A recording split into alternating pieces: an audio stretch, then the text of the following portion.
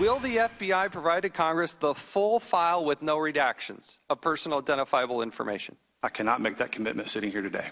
Then I'm going to issue a subpoena, and I'm going to do it right now. So let's go. I've signed this subpoena. We want all the 302s, and we would like the full file. You can accept service on behalf of the FBI? Certainly. You are hereby served. That was the chairman of the House Oversight Committee serving a subpoena to the FBI in dramatic fashion on Monday as Congress looks into how the feds handled Mrs. Clinton's email investigation and whether they've been forthcoming with congressional investigators looking into it. But the story did not end there. Joining us now, live tonight, Republican Congressman Jason Chaffetz, chairman of the Oversight Committee. Great to see you, sir. Thank you for being here. Thanks for having me. So that was an attempt to get the FBI to give you an unvarnished look at the interview and the notes and who they talked to.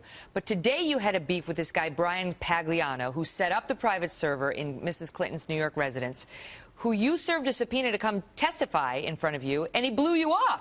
We sent him a second subpoena also to provide us the document that he supposedly got from the FBI that gave him immunity. He also blew that off. And you know what? Subpoenas are not optional in this country. You have to comply with them. Why wouldn't he want to appear before you? I don't know. That's why you give people an opportunity. That we can investigate anything at any time. It's how we do the checks and balances in this country.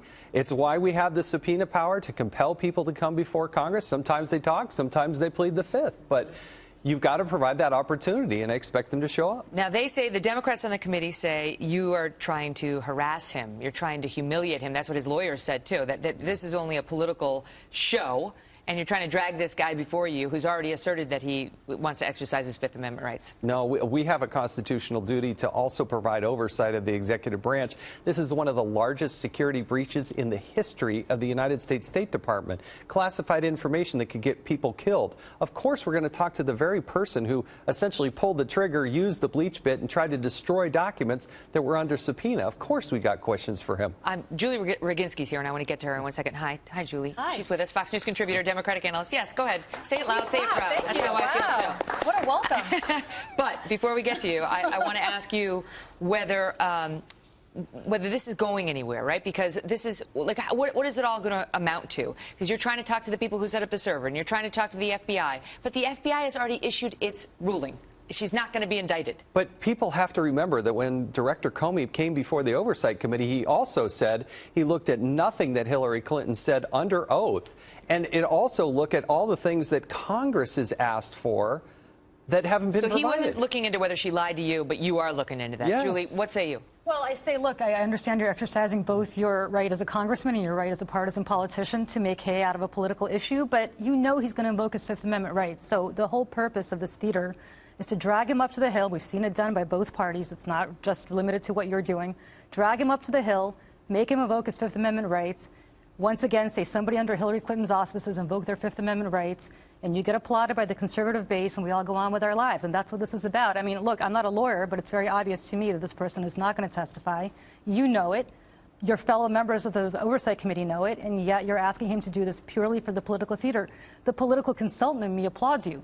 But the person who pays taxes in this country says, why are you wasting taxpayer money on an outcome that you know is going to end up being what it said it's going to be? You don't actually know if they're going to do that until they actually get there. I want to hear it from him himself. He also has immunity, so I want to look at that document. It begs the question, why would he? Does he have immunity from all committees and in all circumstances? I want it. That's what I'm going to ask him. I mean, that's partly what you need to ask these witnesses. You can't just say, well, nobody's going to want to talk to us because it's going to be inconvenient, and just let it go. If you get into that game of just saying, hey, you can just blow off the Congress, you don't need to show up, nobody's going to show up. Before we go, is this hurting her? Because her numbers are falling, and it's the email scandal that we hear about day after day. Her numbers are falling not necessarily because of this. Her numbers are falling over the last several days, and you know why. She had this horrible health incident. She's been off the trail. Trump has had the field to himself. Let's see what happens after next Monday's debate and where those numbers are. But I will say to this congressman, if you heard from his lawyer tomorrow that he's going to invoke his Fifth Amendment rights, would you still beg him to testify? Would you still insist that he testify? He needs to come and testify. We'll have to leave it at that. Great to see you both.